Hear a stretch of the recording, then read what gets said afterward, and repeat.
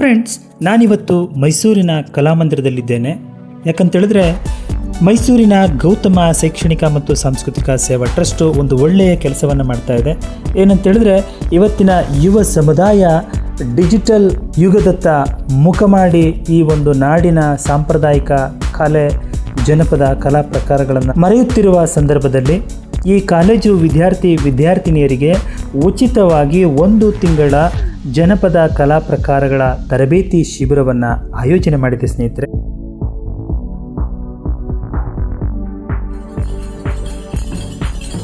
ಈ ಶಿಬಿರದ ಉದ್ಘಾಟನೆಯನ್ನು ನಾವಿಲ್ಲಿ ನೋಡ್ತಾ ಇದ್ದೇವೆ ಸ್ನೇಹಿತರೆ.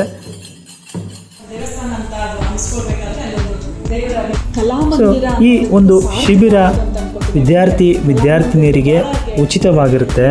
ಸೊ ಇಲ್ಲಿ ಸಾಕಷ್ಟು ಜನಪದ ಮತ್ತು ರಂಗಭೂಮಿಗೆ ಸಂಬಂಧಪಟ್ಟಂಥ ವಿವಿಧ ಕಲಾ ಪ್ರಕಾರಗಳನ್ನು ನಿಮಗೆಲ್ಲರಿಗೂ ಉಚಿತವಾಗಿ ಕಲಿಸುವಂತಹ ಒಂದು ಪ್ರಯತ್ನವನ್ನು ಈ ಟ್ರಸ್ಟ್ ಮಾಡ್ತಾ ಇದೆ.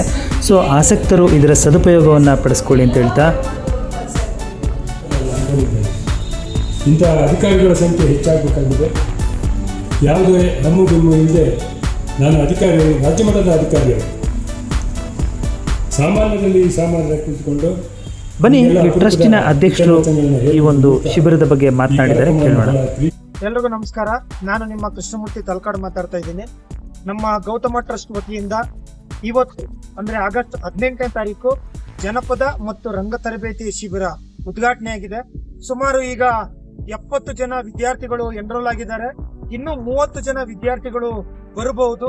ತಮ್ಮೆಲ್ಲರಿಗೂ ಜನಪದ ಕಲೆ ಮತ್ತೆ ರಂಗಭೂಮಿಯನ್ನ ಉಳಿಸೋ ನಿಟ್ಟಿನಲ್ಲಿ ತಮ್ಮೆಲ್ಲರಿಗೂ ಆತ್ಮೀಯವಾದಂತ ಸ್ವಾಗತವನ್ನ ಬಯಸ್ತೀನಿ. ಹೆಚ್ಚಿನ ಮಾಹಿತಿಗಾಗಿ ಕೆಳಕೊಟ್ಟಿರ್ತಕ್ಕಂಥ ಕಾಂಟ್ಯಾಕ್ಟ್ ನಂಬರ್ ಅನ್ನ ಸಂಪರ್ಕಿಸಿ.